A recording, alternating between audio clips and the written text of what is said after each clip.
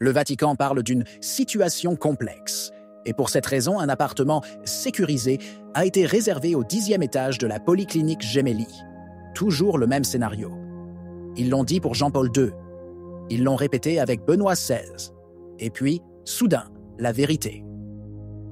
Maintenant, c'est au tour de Francesco.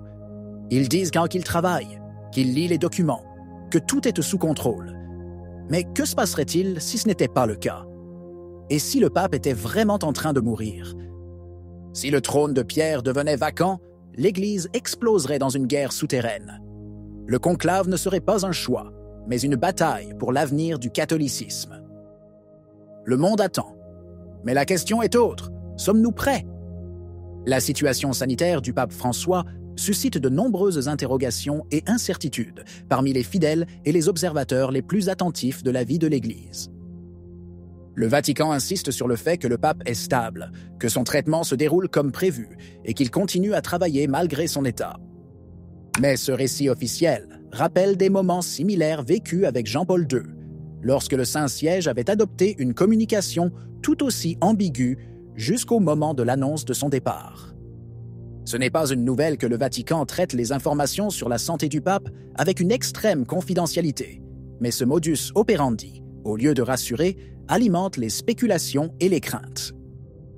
L'expression « état stable » est désormais un euphémisme qui ne signifie pas nécessairement une amélioration.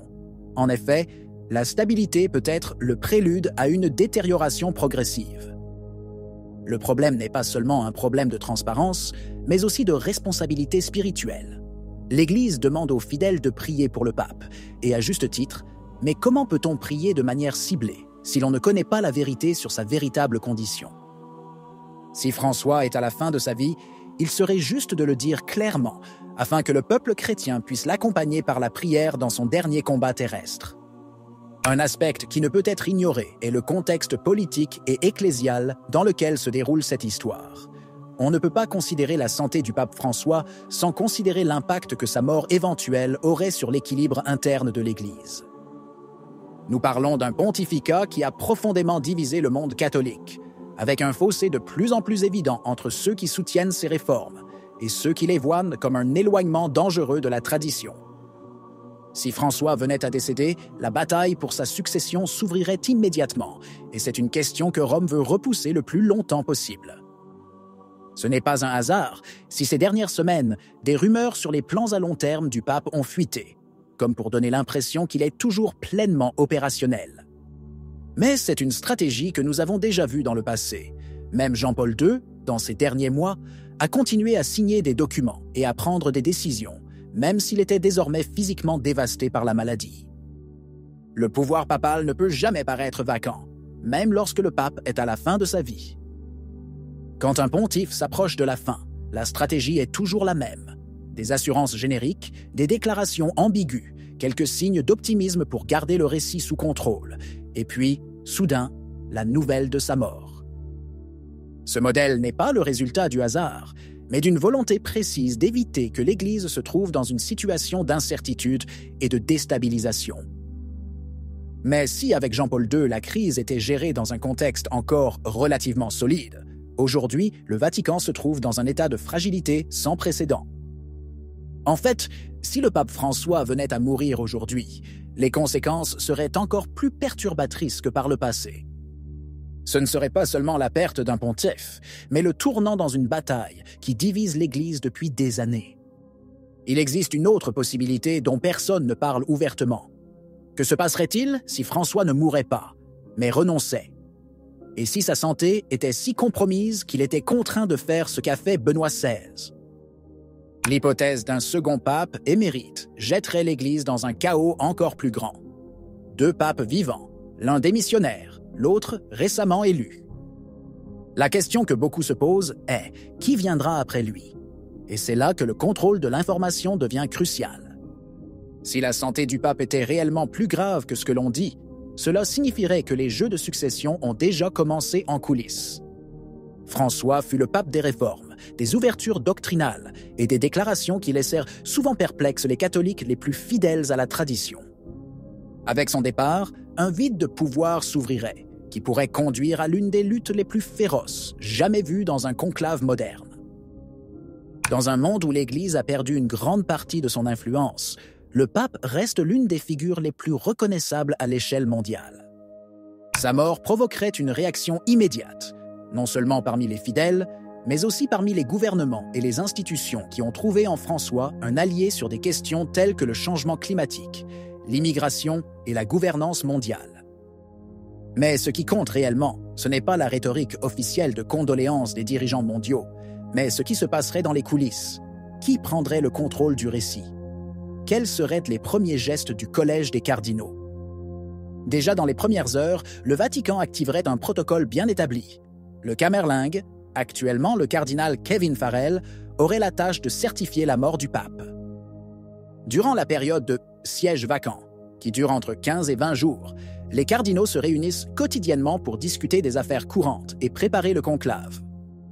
Mais contrairement à l'époque de Jean-Paul II ou de Benoît XVI, le Vatican est aujourd'hui une poudrière. Mais que se passerait-il si, au lieu de mourir, François renonçait? Dans ce cas, le protocole changerait radicalement. Il n'y aurait pas besoin de l'intervention du camerlingue pour certifier le décès, mais le pape devrait manifester publiquement et sans équivoque sa volonté de quitter le pontificat. À partir de ce moment, le siège apostolique deviendrait de toute façon vacant, et le Collège des cardinaux assumerait temporairement le contrôle de l'Église. La période de transition resterait semblable à celle qui suit la mort d'un pape, avec des congrégations générales au cours desquelles les cardinaux discuteraient de l'avenir de l'Église. Cependant, la présence de 2 papes émérites vivants rendrait la situation encore plus tendue, avec le risque d'une élection fortement influencée par l'héritage de François et ses nominations cardinalices. Le pape a nommé une majorité de cardinaux favorables à sa vision progressiste de l'Église, mais cela ne signifie pas que le conclave sera une promenade de santé pour les modernistes. En effet, la division entre les 2 factions pourrait faire du choix du prochain pape une bataille sans précédent. Lors des récents conclaves, les manœuvres politiques sont devenues de plus en plus évidentes. Avec Jean-Paul II et Benoît XVI, l'Église avait 2 pontifes avec une empreinte doctrinale claire. Mais avec François, nous avons assisté à un véritable bouleversement, avec une gestion plus politique et moins théologique du pontificat. Cela signifie que le prochain conclave sera un champ de bataille entre 2 visions incompatibles de l'Église. D'un côté, ceux qui veulent que le chemin commencé par François continue et devienne plus radical, de l'autre, ceux qui veulent un retour clair à la tradition. Mais le problème n'est pas seulement un débat théologique, il y a aussi d'énormes intérêts géopolitiques en jeu. Le prochain pape devra gérer une Église qui a désormais un poids différent dans la balance mondiale. L'Occident sécularisé, les tensions avec la Chine au sujet de la nomination des évêques, le rôle du Saint-Siège dans les grandes questions internationales comme l'immigration et le changement climatique.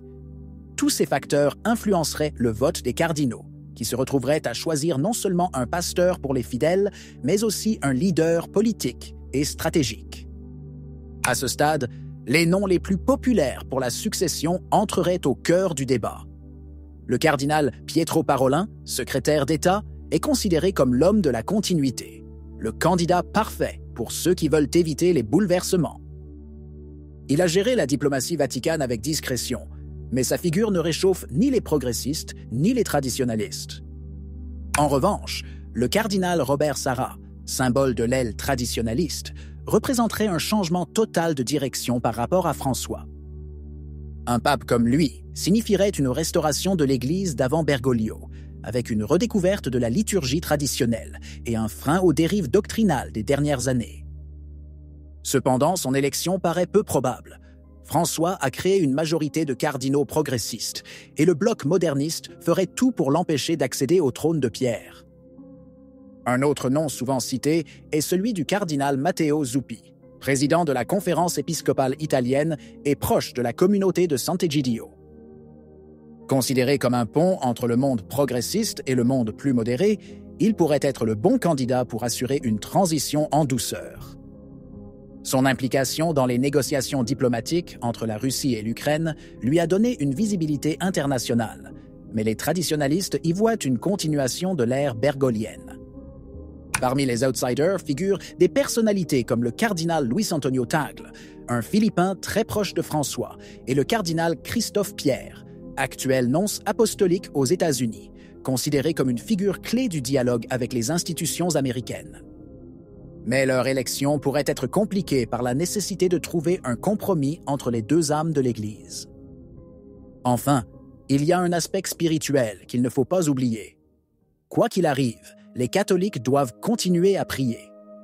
Prier pour François, afin que, s'il est vraiment proche de la fin, il puisse faire la paix avec Dieu et avec sa conscience. Et sinon, prier pour son rétablissement.